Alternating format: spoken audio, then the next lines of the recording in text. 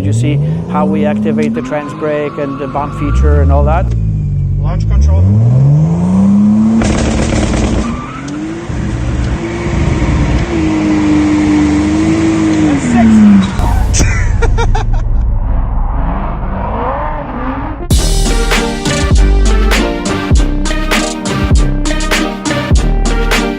I was born in Europe, in Poland. I came to US when I was 19. Okay. Immediately bought a 98 Subaru Impreza RS, even though I got laid off from a job 3 days before, and I kind of fell in love with JDM cars, mainly Subaru, and my whole life went in that direction just because of that one car. I met people that like cars and rally, and then we started going to events, met companies. So most of my life I was around Subarus, and then as you can see, we're expanding as we're wiser and older. Yeah, for sure. Yeah. As far as the TurboLamik and 8-speed swaps, this came about maybe 6 years ago. I had a friend who had a M5, the 10 cylinders. He put a DCT gearbox, and I helped him wire a controller from another company. Right. That didn't work too well. And then, one thing or another, through a mutual friend in Europe who we used, he was a tuner, he's a Motec guy from Poland, right, that we used on the rally teams hundreds of times. He introduced me to TurboLamik. He said that product worked great. They had a lot of drift cars in Poland. And those, he said gearboxes are amazing and they're holding up. And one thing led to another. I bought a couple of these controllers from TurboLamik Poland, because, you don't need one. If you're you right. buy a couple, Yes. So I bought a couple, and then I started looking for some information on Facebook, and immediately I got bombarded by messages say, how did you get one? I was trying to buy one. We tried to purchase one from a dealer in UK, and the car got denied because of the fraud. And I'm like, what? I just called a lady, and she sent me two. So I ended up selling the two that I got literally the same night that they came in. Right. So then I bought another two, and mind you, I don't even have a car to put it in at that point. Right. Just buying them to sell them. So I'm like, this is cool stuff, and I want to test it. So the same Motec guy, I'm talking to him, and I said, hey, I have this 2JZ on the engine stand for a couple of years. Let's get an 8-speed gearbox and let's put it in something. And he said something like, 2JZ great but heavy. Why don't you just buy an Alfa Romeo Giulia crashed car, and these engines are basically a Ferrari motor and already has the 8-speed. And then he said, we have the wiring developed, we can do it with the Motec M142. So me being me, Monday morning I picked one up. Right. It still sits there somewhere behind me. I understand. But that kind of led me to the 8-speed adventure. I started wiring it up. I started playing it. Again, the motor's not. We don't even have a car for it. Right. Because you always want to have a drivetrain for a non-existent project. Absolutely. That's how we roll. That's So that's how I ended up. Literally why I ordered the first Lamik. The two first Lamiks. Then I sold them. Then I bought two more. I sold them, and people started me like, how are you getting them? And they literally start asking me to buy more. So, I bought, I think my third order was 5 of them.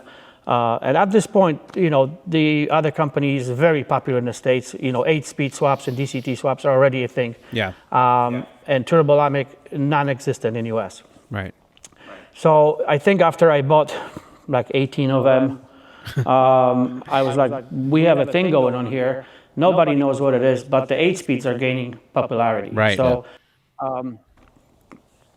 Side Quest is a long time ago. The same Motec guy in Poland. This is probably 15 years ago. He took me to. We're just in Krakow driving around. He's like, I gotta stop by and drop off this PCB for a guy that's developing new computers for engine management as like his graduation project. So we go there, we talk to this guy. It turns out this guy that was, doing this project for school, he ended up being a president of ECU Master. So with that said, I made Jacob 15 years ago, and I never thought Poland was not on the map of any sort of motorsports, engine management. And again, I've been doing rally at that point for quite some years. So, you have Motec, Link, a lot of stuff comes out of Australia or UK.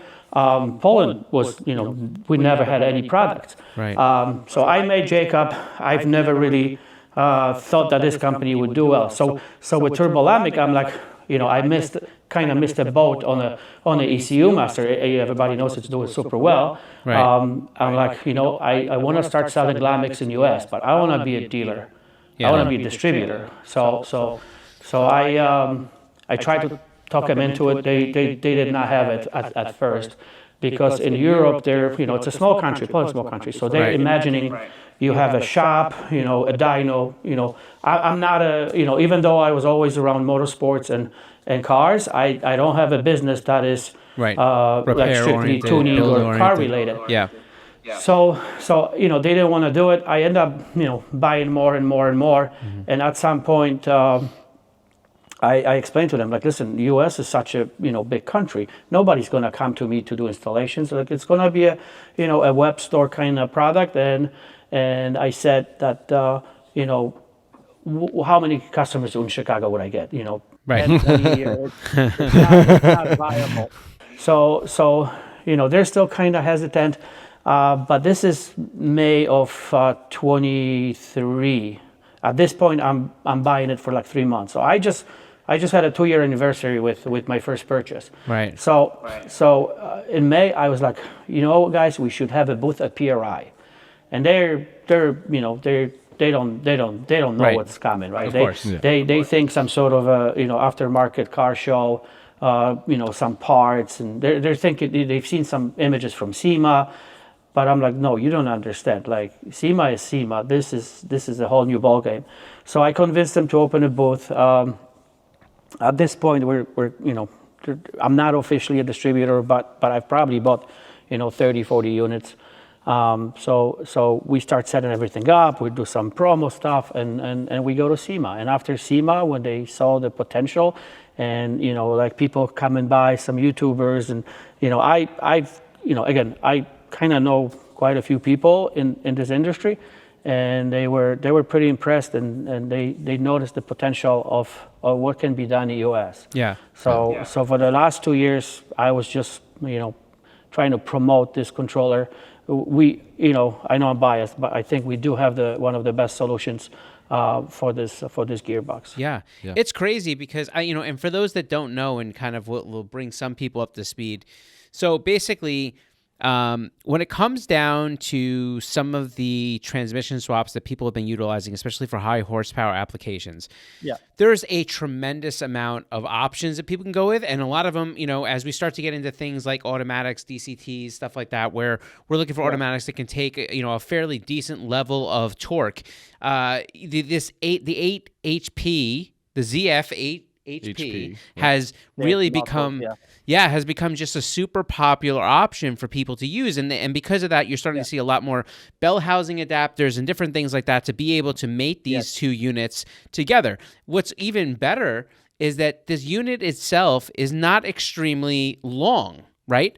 I mean, it's got some girth to it, right? I mean, Well, depending on the version, Right, fair, and that's another point. But for the side, they're very compact in the sense of you can get a high, like the 70, for instance.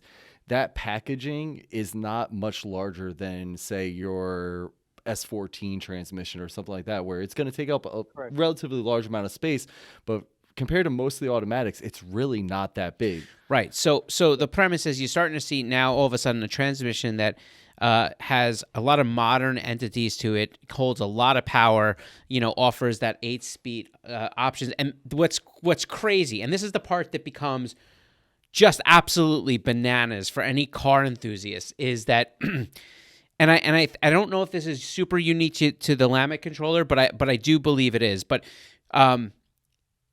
is that when you get this thing hooked up, you have so many options of control. Yeah. You can use it for rear-wheel drive drift cars, simulate a clutch. Yeah, that's right. It's an automatic, right? But we're simulating a clutch. You have things like you could built-in line lock, right? Because of some of the controls. You have so many built-in, variables. You can use paddle shifters. You can use a quote-unquote sequential with the thing. You can use, and so you get so many different options out of this one gearbox. And here's the catch. This to me was the one that brought me all the way back full circle where we started nerding on it. Was the fact that yes, and we'll talk about this just in a few minutes, but like there's different versions of this transmission that have been used steadily in so many vehicles for everything from BMWs to Rams pickups, right?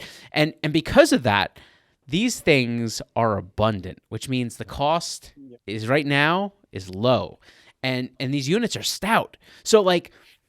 So I guess that's so basically now come around to the Lamik thing and then we'll kind of go back to some of the units and stuff. But but from what I read, which brought me into like looking at this thing going, this is an incredible controller, is the fact that it really doesn't require too much to hook up this controller and then have all that control kind of work within the ECU and kind of be able to really, integrate it into an existing car with regular control.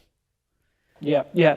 So to come back to what you said about, they're in all these cars right. from, track hawks and all the high performance cars, BMWs, Jaguars, Bentleys, all the Mopar cars, track hawks, Demons, all that stuff is it's the same family of the ZF 8-speed. And I read somewhere that in 22 ZF manufactured 3 million of these gearboxes. Oh my god! between all keep the price down. Right. Yeah. So that just tells you how good the gearbox is. And then also the second thing that I always tell my customers, if you look at current flagship BMWs, so M3, M4, X3M, X4M, they're no longer using DCT. They are using 8 speeds. Right. And with great effect. Are the DCTs faster? Yes, they are slightly faster, but we're talking 10, 20 milliseconds. Right. So, but then you have with DCTs, you all have all the negative stuff. They're very heavy. Yep. They're very complicated. An average Joe cannot rebuild one. Right. And they're pricey. Where when you look at the ZF 8-speed range, you literally don't need any specialized tools to take it apart. Right. You can make them even stronger because Sonex, Ray Bastos, they make billet parts, and then there's companies like Applied Torque Solutions in Texas, and there's obviously Pure. These guys are we have customers running 1,500 horsepower on these boxes, and we're talking like a A90 Supra, which came with a 8HP 51, which that second number in the gearbox 51 according to ZF.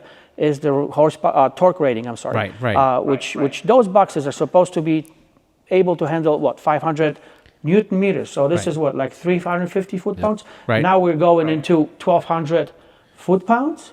Yeah. And it's the same box, just with like stronger components and billet parts. Yeah. So this is why they're so popular. And every Mopar car, every BMW, they're just everywhere.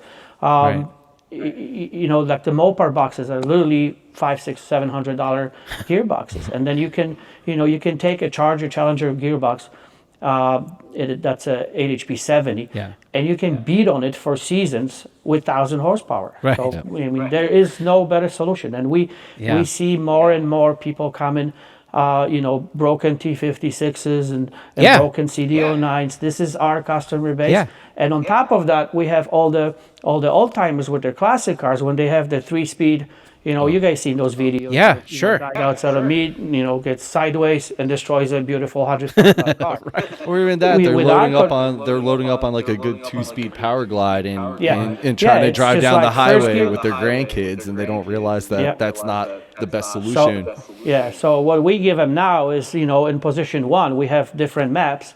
In position 1, it's a fully tame normal automatic. Right. You just go cruise around the town, and then if you want to take it to the strip, you have all the other modes to choose from, and it's the best of both worlds. We have customers that take out, not going to name names, but, I understand. they take out $20,000 sequential gearboxes because, when they're great on the track, Yes. they're undrivable around town. Right. And our solution gives you the best of both worlds. You can have a race car and you have a tame car. And it's wild. for something like this was an automatic car, so I didn't break a beautiful classic M3. This was a 4-speed, and I drove this car on weekends. I typically put a couple hundred miles a year. Since I did that, I've put like 8,000 miles last year on it. And then we're in Chicago, so everything's frozen and salty. So this is why it's winter time. But I have plenty of cars. Some are very powerful and fast, and this is why my weapon of choice for the whole spring, summer, and fall last year. So Greg, I see. This is how I see this swap. The first time I like really clicked with me what was going on is I saw some of these big power Supra, like a Mark IV Supras, right? So the A80 Supras. And I'm watching some of these YouTube videos with them like really getting these cars worked out, and I'm looking at it like, oh, they've converted it to automatic, which is not uncommon for a lot of the bigger powers guys to do. The guys, even like Craig Paisley and Vinny Ten, all the way back in the day, they were doing the same thing. At some point they converted to the TH400s and or whatever it may be, right? So so I see this, but what's interesting is as we're watching the video, I see the BMW shifter, and I'm like, what the hell is that? And then all of a sudden I start looking around, and then I realize what's going on. I'm speaking to Peter from Speed Academy, who's a YouTube channel, and he was just like, yo, have you seen these things? I'm like, yeah, I did. I'm like, I don't, like, and he's like, yo, I'm telling you, like, this is what you got to do, like, and all these different things, because we live out our builds, through each other. He actually does them, and I just dream about them. But with that said, it's just the recipe behind some of the greatest tuning pieces, right? We look at the popularity of a Honda K24, and the reason it's so popular is because affordably, it's such a great engine that you can get out of the box, get the right version. You can even turbo the thing and make a great amount of power. And on an engine that idles like stock, drives like stock, has all the drivability that's there. And to me, the more I looked at these gearboxes, especially like when people start getting into like the HAP, the 070s, right? So now you're talking about that Newton meter thing. So you have, I think that's like capable of like 515 torque, right? And so you start thinking like these are in junkyards. Yeah. I'm looking at the price. I'm finding some of them $1,500, like $1,800, and I'm like, this is crazy. Like this is literally an adapter away. Then I find the Lamik control box, and if I'm correct, and let me know because I'm not super. It was like obviously there's a couple little things you have to do like within the internals of it. Yep. But right after you get there, you have like 5 wires or 6 wires that you have to hook up, and this thing is like ready to basically handle your gearbox and give you unlimited options. And I'm like, this is crazy. Yeah, the hardest thing from what I was looking at was just the installation of the circuit board inside the Mechatronics TCM unit. Other than that, it's adapter plates. But if you could service a transmission, 100%. Right? If you could drop a tranny pan and be able to change a valve body or filter. A lot of the time they have the transmission. Well, the filter filters. Is the transmission pan. So you're saving even more work because you're just literally dropping a pan, pulling the Mechatronics out. You got to take off the accumulator. I think that might be in the way of a couple of the bolts, if I remember correctly. Drop it down, pull off the unit, cut it open, and actually, if I remember correctly, you guys even supply now a block off plate for the unit when you're done doing the actual modification as well. So everything's there.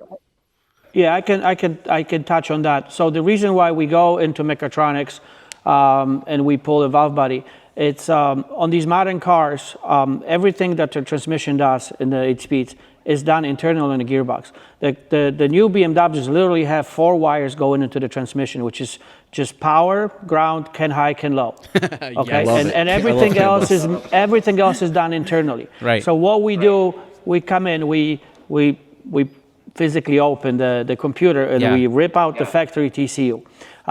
Then we have a low PCB board. All that does, you solder that in, all that does, it just takes the connections from all the solenoids, the 2-speed sensors and the temp sensor externally, and then we have everything controlled by our standalone TCU. And we're the only company on the market that have a standalone computer. Our competitors are basically like a CAN gateways that mimic the operation of transmission, thinks it's in a pickup truck. Right. And the Dodge pickup truck doesn't have the greatest mapping for the gearbox.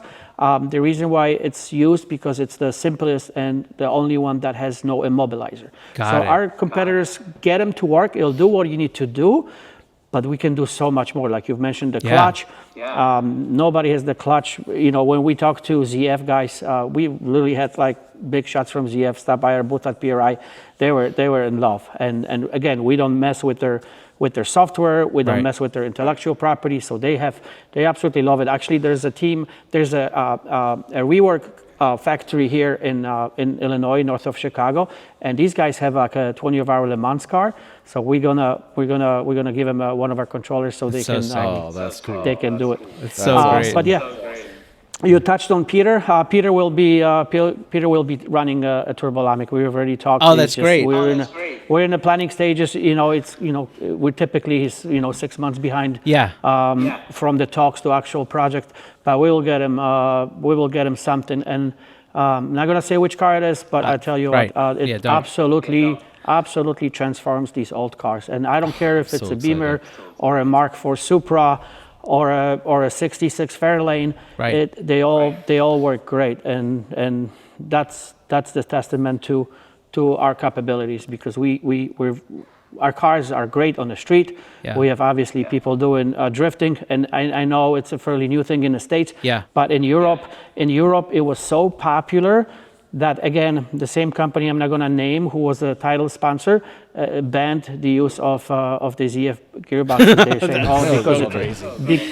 Because they said, it holds so much oil, so if it blows up, it's going to be a huge spill. But in like whatever the equivalent of FD would be in Europe, you cannot use sequentials, ZF 8-speed. Anymore. So that's crazy. If big shots are worried about us, that just tells you that's a compliment. I love like the more I learned about this box and the swaps and then the Lamik, controller, the more I was like, this is all I can think about are all the possibilities of things you could do for it. Then this guy over here, this nerd, gets on the computer and starts coming up with things that I didn't even think about. Right? Like the ability to add, you found the thing with the valve spring and making. So I'm sure you're familiar with the guys over at 8-Speed AU. I know they do a lot of work with you guys. So their clutch emulator. That whole design, being to actually have a clutch feedback device where you're actually pushing a clutch pedal and it feels like you're driving a manual car, but then you just switch over to automatic and drive home from the track. It gives you everything you need. And actually, with the same thing with the 8-Speed AU guys, I wanted to actually talk about with you. You mentioned some of the rear-wheel drive applications, but I don't know if they understand you can do this in a R32, R33, and R34 Skyline using the Tesla system. So they do an adapter, they make the whole thing work. So they're actually doing this with the 8-speed with the Tesla unit. So it's an all-wheel drive 8-speed unit. Right. Correct. Yes. So absolutely. Just crazy applications. We work with a company in Norway, HPR Tuning. They're developing, there's many companies doing, adapters, engine adapters, all the accessories, billet oil pans. But Helge with HPR developed a full Skyline kit where you have one of those gearboxes, and he machined beautiful CNC drop-in things for all-wheel drive Skylines, and it's just insane. It's awesome. It's unbelievable. And so, you start thinking about the capability. First off, you could take this transmission and all of a sudden you add a sequential shifter to it and you got it. You want to have paddle shifters? Boom. You put the shifters on, communicate it to the box, and now you have full control right there, at your fingertips. You wanna keep it with that like a BMW style shifter where you're literally just gonna press, they have the park button and thing. No problem. You got it. Yep. You want to do a combination? No problem. You got it. Like, it's just, and I'm like, wait a minute. You can use this stout gearbox as an automatic for drifting, put a clutch simulator with a 5-volt, signal and then you source. can clutch kick, which that gives you the best option right there. So it's literally one of those things where you can keep a lot of the retained element of, figuring out where your release point is, because all you have to do is taper the table with a 5-volt source. And it's like, and when you start to think about this now, because here's where I go, right? The first thing I do, Greg, when I start thinking about parts like this is, if you're going to run a race program, if you're going to run a grassroots program, the first thing you want to do is have spares, right? Like, that's just the nature of what things are. Now, as stout as the gearbox is, no problem. But for this case, usually the spares are what kills programs, because by the time they get through going through, having complete knuckle sets, having complete this, having complete that, it ends up being one of those situations where it's just so much money. So if they have an issue with during competition, they're just out. Right? Yeah. They're out until they get to fix the car. But this, you can have an entire setup like so affordably. And then to think about how many applications it can go in, because the options are literally endless. Yeah. Unbelievable. So I mean, how much one of those little circuit boards run? They're like $50, right? Yeah, $45 for the. Okay. So yeah, our teams that run like road race cars, we have a couple teams that run it. They literally have spare gearboxes, because that's all it is.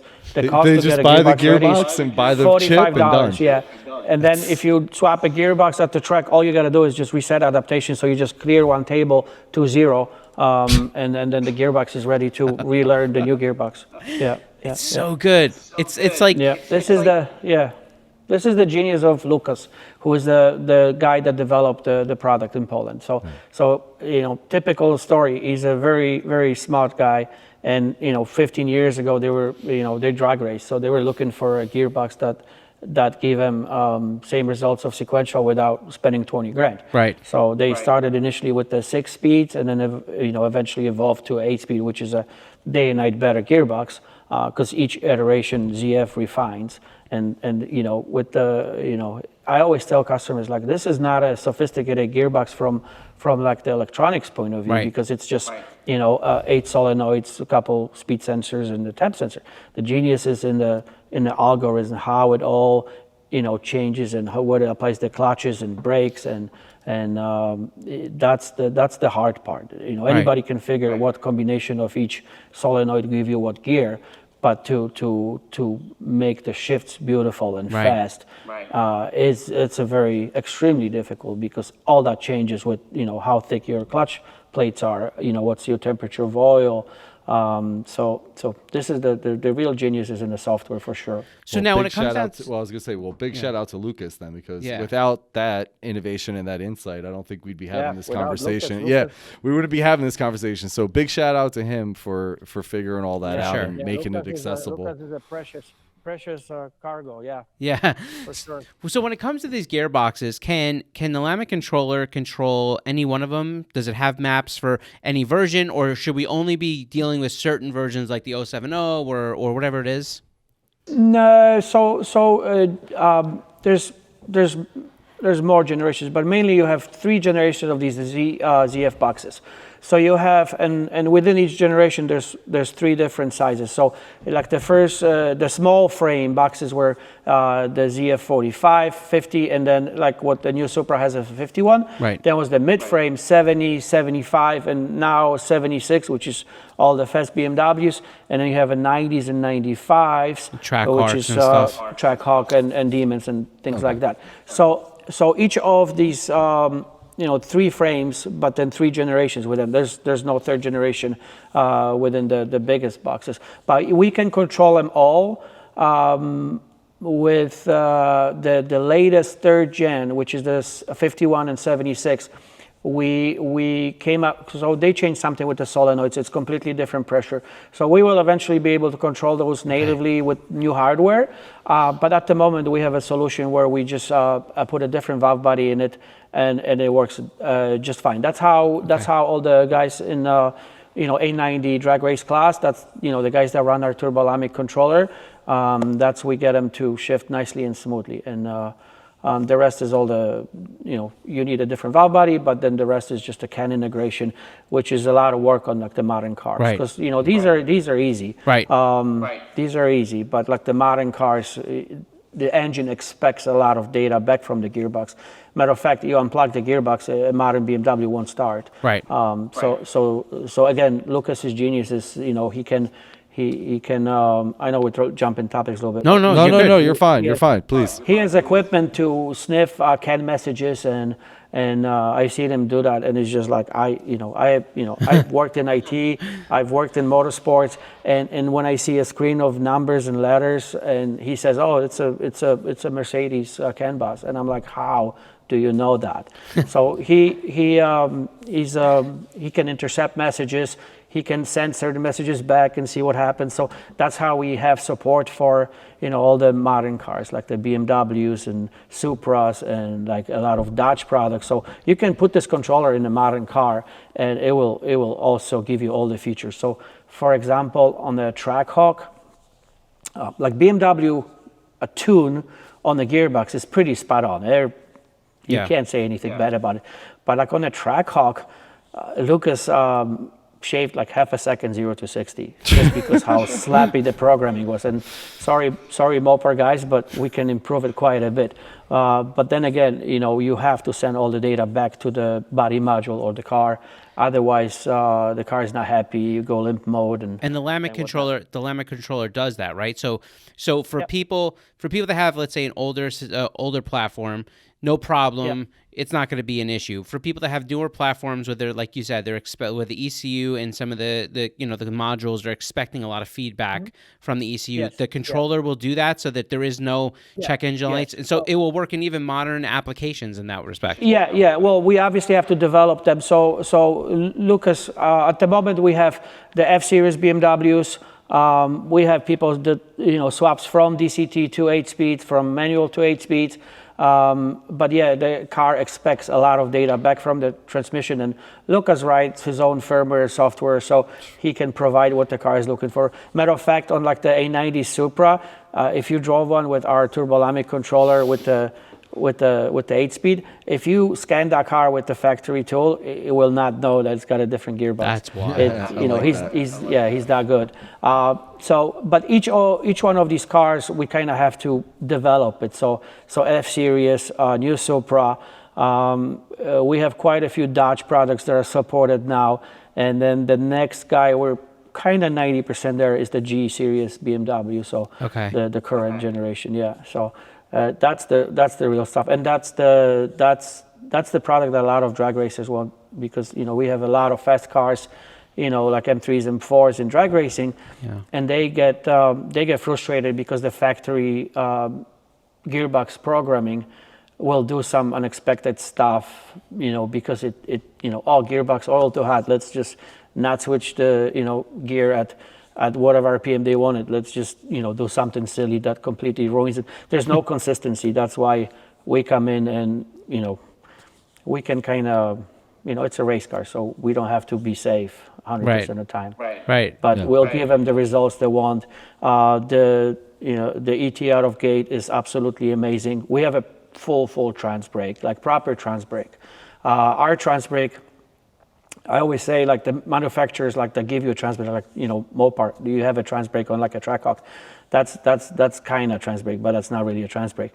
Because trans brake has potential of destroying torque converter. Right. Our trans brake is literally, the gearbox puts second gear in reverse at once, and it will not go anywhere. But again, if you launch it 20 times in a row, you will melt that torque converter because they get hot super quick. Right. So OEMs won't give you that, obviously, because there's always that guy that's going to destroy the gearbox and go back to the dealer. But we're I'm mad that made you laugh. We know a few of those guys. No, it's crazy. I just think there's so many pieces about the swap that people are just touching the surface with. Even as popular as I started to see that they already are. The more you dive into it, the more you're like, wait a minute, this is moments away from just being everywhere. Did you guys, when you were researching, did you see how we activate the trans brake and the bump feature and all that? No, I didn't see the bump feature. I didn't see any of the draggers. Everything I saw was for drift and for like the guys doing it on the street. I didn't see anything for drag. So like, let's say you have a trans brake in OEM car, you have to, traction off, sport mode, trans has to be X amount of temperature. If you've done it, 3 times within an hour, won't let you. So for us to enable trans brake is literally you grab a gear, and if you hold the lever for more than half a second without letting the back go, it's ready. It's ready to party. Whoa. So you just lower it. Just every light, every intersection. Just pretty much, yeah. So you just grab it, and then you just build boost, and you let go, and then you better be ready. And then, we can have that as a trans brake, but we can have it as a launch control. Right. So each individual program that we have, because we have like a 8 program map switch, so you could have one be this, one be that, and when you, for example, have a trans brake, you can have it on certain maps. But if you have a launch control, it's the same procedure, but at the same time we'll send a CAN message to your ECU to switch the map, enable launch control. So you just literally and off you go. So and this is some of the stuff, and not this, but there's also the if you've seen some of the people that are tuning a lot of these big turbo cars and they're trying to use them for the street. You get the button, you know what I mean? And they got these buttons hooked up so that it's essentially like using almost like an anti-lag measure within, while you're driving. Yep. So it kind of puts everything into neutral, kind of gives a buffer, lets you build boost and then let go of this button. Rolling anti-lag. I have it on my cancel switch built in on my up rev. It's like all these features that you end up getting out of an automatic gearbox. And I think that, one of the things that I believe we're going to see more and more is we spent so many decades taking cars apart and basically taking every creature comfort out in the sacrifice of just a few horsepower. I know because it's only been modern have I gotten into some cars where I'm like, you know what? Maybe I'll keep the AC, keep power steering. So that's how you see the drift cars with AC now, like more and more. Yeah, because it gets hot while you're sitting there waiting to go slide so now around. you have a gearbox. Yeah. Now you have a gearbox that you can literally set up for a race scenario that will take all the abuse you could throw at it, and then on the way home you just turn it into automatic and sit there and drink your energy drink.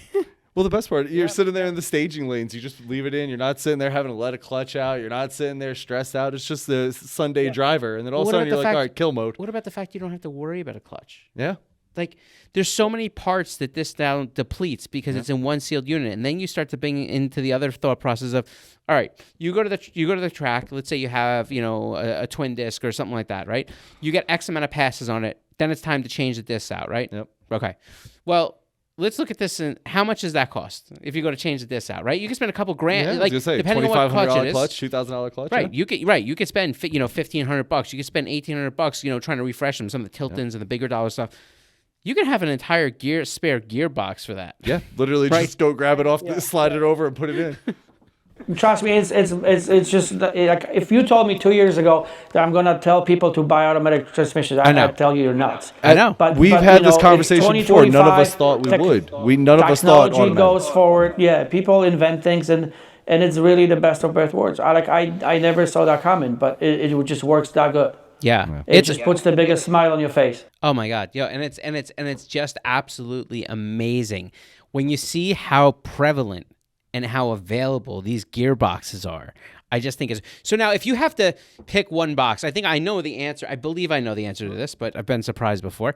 If you have to pick one version of the box at this point for the average person that's building a cool car, building a race car, building a drift car, wants to stay affordable, but what is the version, the generation that you go with right now?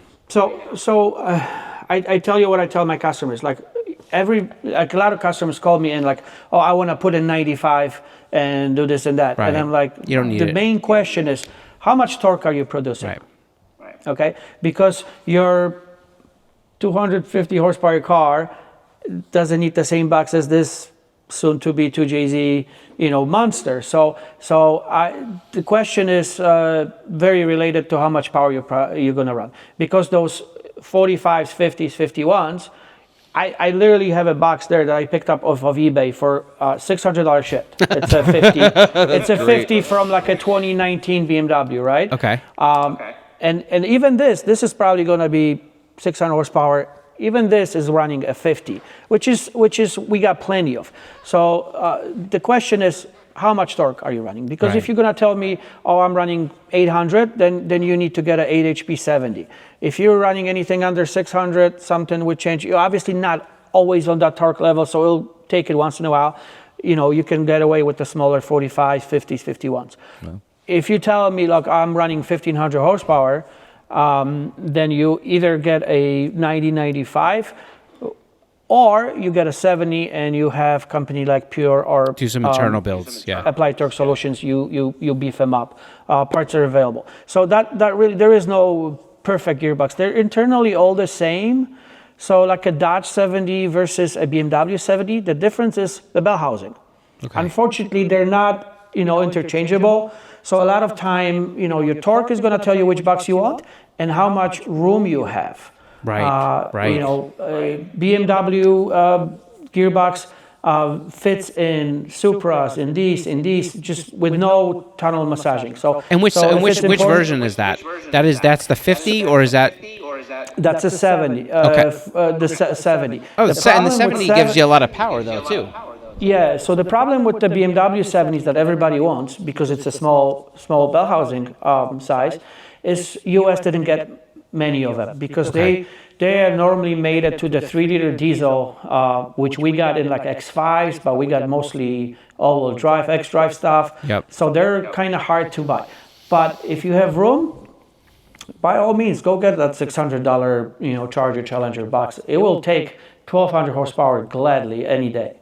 Wow. So that question is really depending on what it's going into and how much torque you're producing, because torque is what kills these gearboxes. Torque, we 100% want to know how much torque your car is making. So that's why if you get a powerful, let's say you get like a powerful street car. I'm trying to think about this. In reality, nowadays, I think a great powerful, we obviously know 400 is a good number, 500 is a great number, but for the guys that are saying I'm making a lot of power, generally is right around 600 horsepower, which means they're probably in the 450 torque range, right?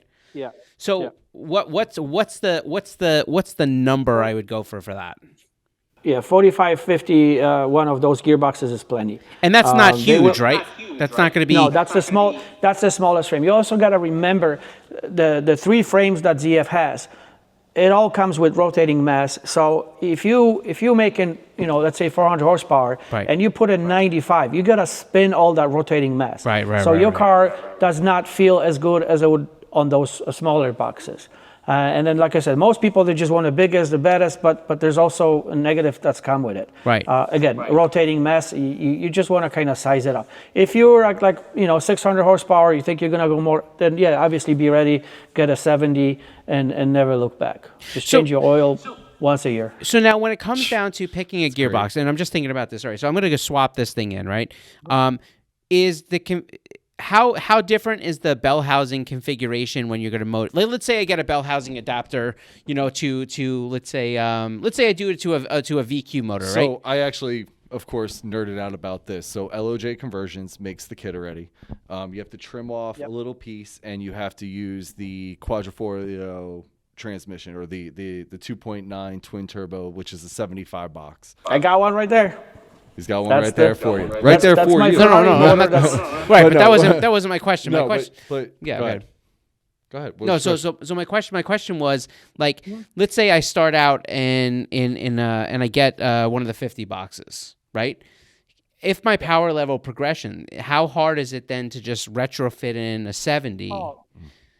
Yeah, so BMW 50 and BMW 70, it's exactly same bolt pattern. So you swap it. You just got to stay within the family. So I tell my customer, first, what engine you have, how much power you're making, or how much torque you're making, and then see what adapters are available. So if you have a 2J, we know you can get a Dodge adapter, you can get a BMW adapter.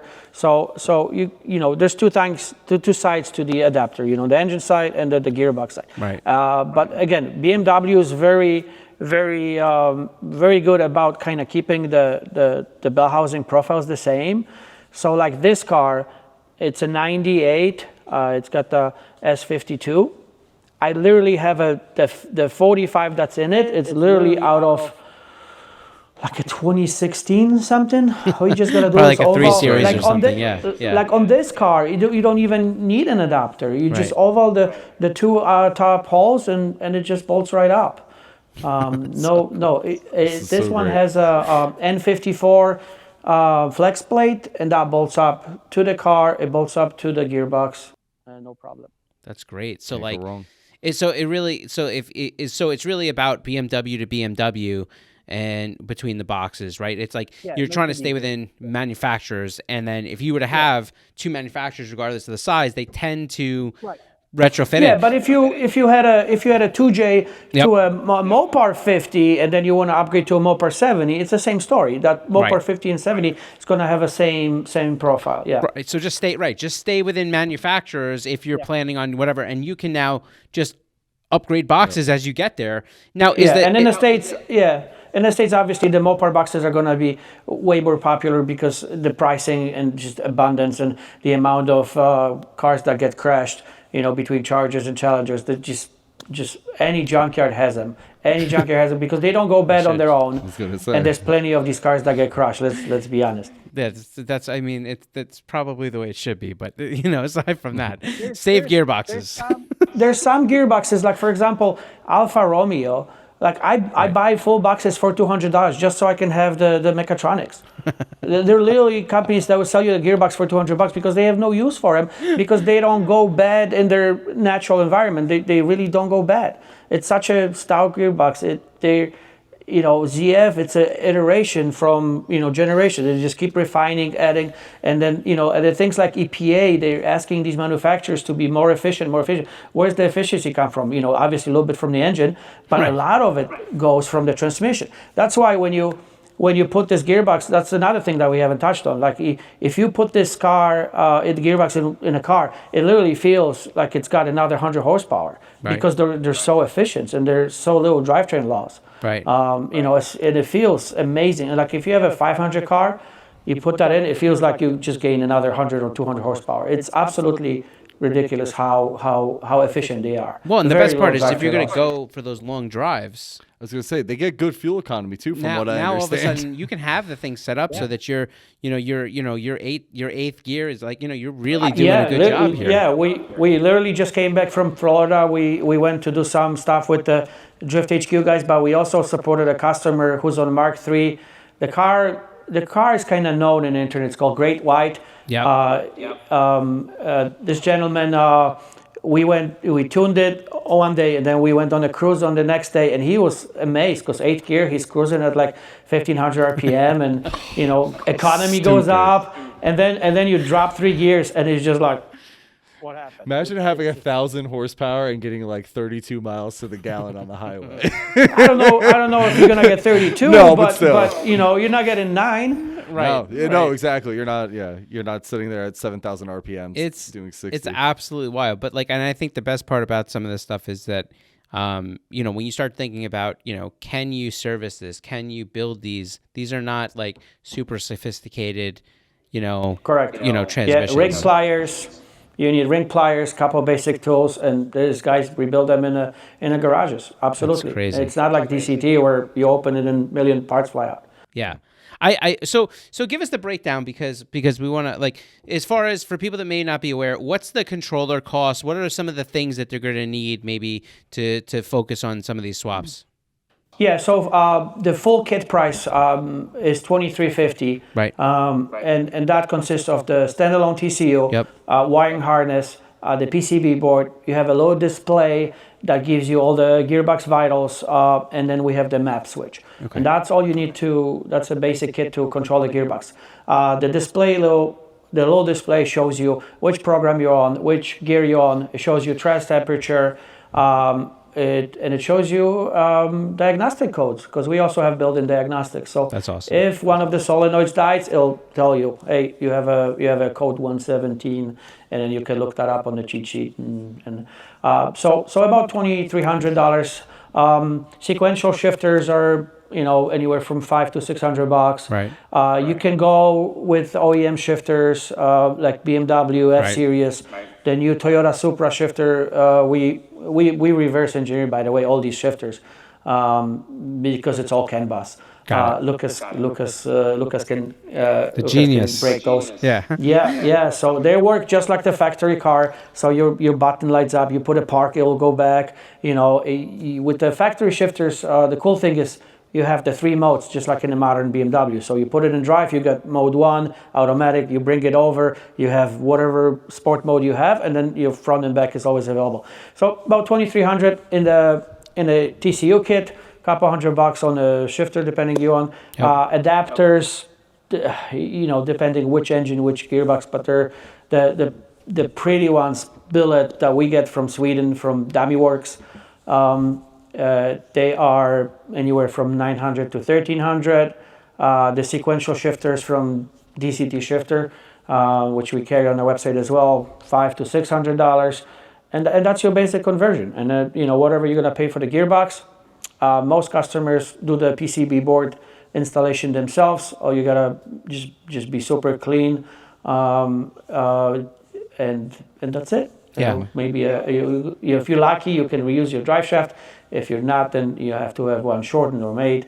Typical transmission swap, not any different. And then if you want to run the clutch, as you mentioned, the clutch emulator that HP.au makes, that's low price. It's like $500, but it's a billet machine piece, so a lot of time goes into it. But there's other solutions. There's we literally have a couple of drift guys here in Chicago that all they do is they put springs on the clutches to imitate force, and all you do, even if you don't want to spend $100 on a linear sensor, we have one guy that literally used the headlight level switch that is typically mounted to a control arm, and it works great. It's just fine. We can also activate the clutch by pressure sensor. So if you there's a solution we're developing where you have a master cylinder and a full hydraulic system. It goes to a slave cylinder, but it's like a dirt racing slave cylinder where instead of pushing, it like pulls the rod in. And all we do is put a couple like JZ valve springs on it. So you have a full hydraulic system that doesn't do anything other than just give you a feel.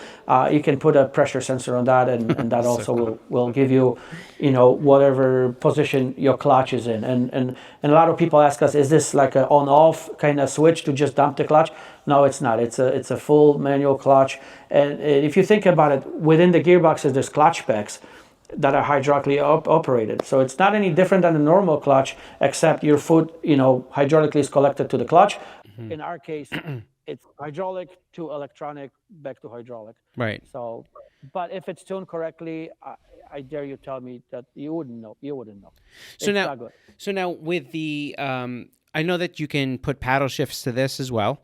And with the paddle shifts, is it one of those things that, let's say hypothetically, let's say I have a Nissan, doesn't have paddle shifts, but then I source some paddle shifts out of, let's say, I don't know, an Audi, a Volkswagen, whatever. It doesn't matter. So is it one of those things where now I can read, it will help me read them and I'll be able to kind of just, code the on-off thing?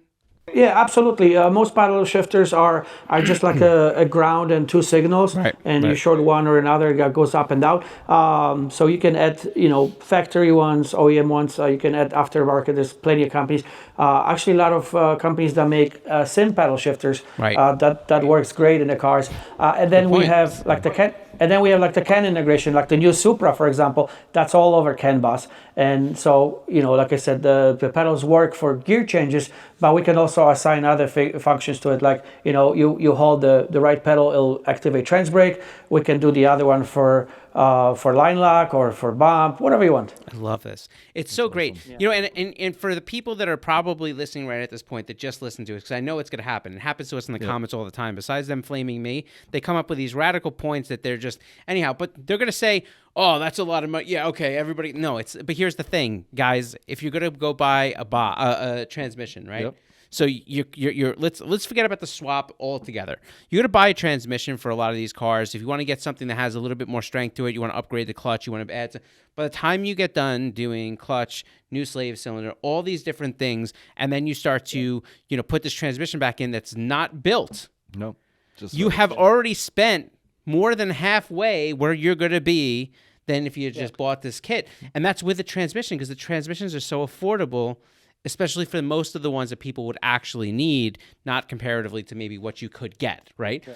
It's and then you still have an option as you grow that you would have to be the same thing. Because I think about every clutch iteration that I ever went through, as you go up and then you transition to the twin disc and do this thing. And like, so you have a price. Well, guess what? Now with this, when you get to that certain point, you're just taking the box out, buying another one that maybe is, instead of being $600 or $800, now it's $1,500, and you put this thing in, and you're right back, and nothing else is different, because all the rest of the stuff is plug and play. It's already done. Yeah, I think at the end of the day, people just complain to complain. You'll spend $2,000 on an XLE twin plate, but you won't spend $2,000 on a gearbox. Right. It is what it is.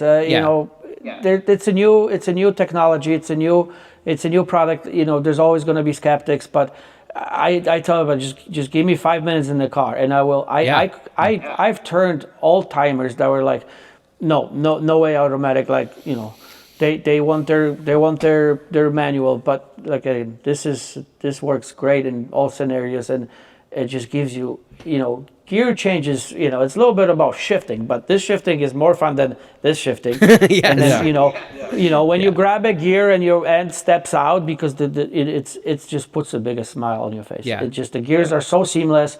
Like I have this one video on Instagram where I'm fighting everybody in the comments because I started second gear and I instantly grabbed third, fourth, fifth, sixth, and I have a display with the gear which they don't see on the. And then they're like, no, you maybe put third or fourth gear. I'm like, okay, buddy. Like, I know which gear I was in.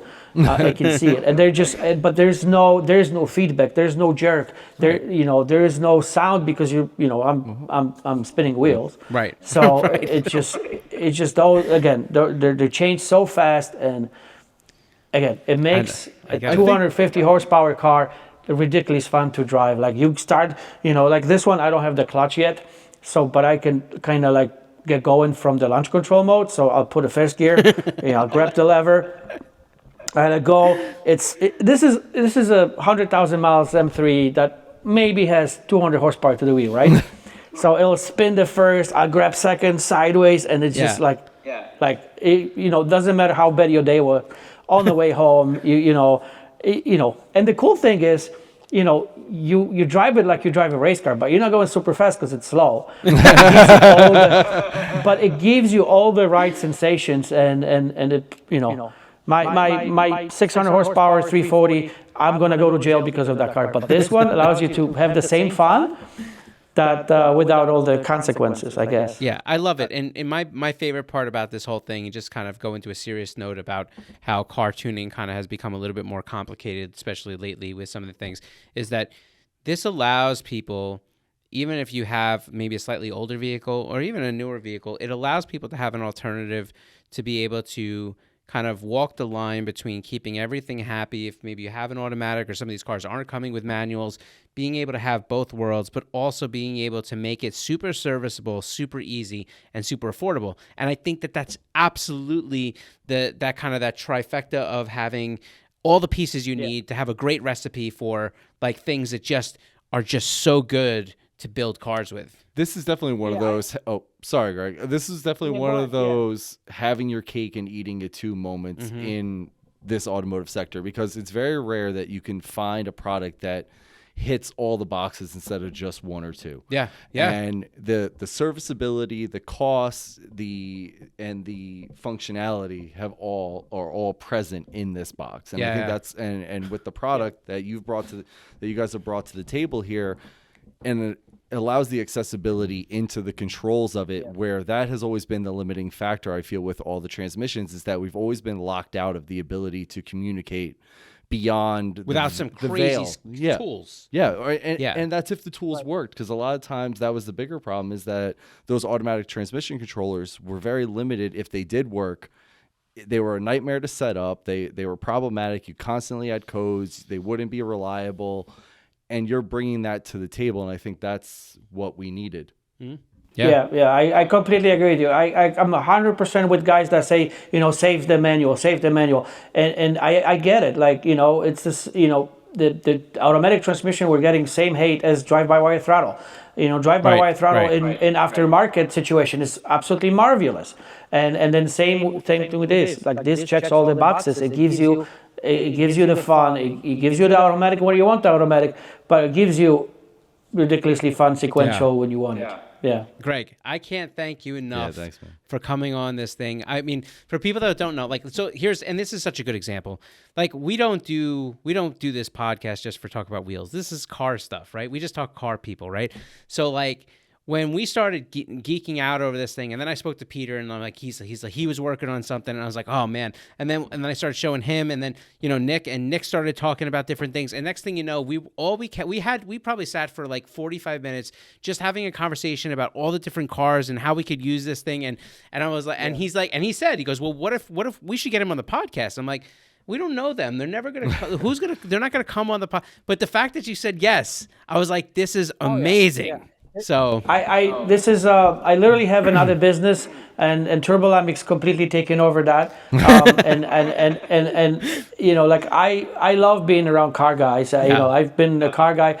You should see all the S13, S14, and other junk that I cannot show you because this thing looks like a bomb going off here. But I love talking to car guys, and this allows me to connect with different shops, and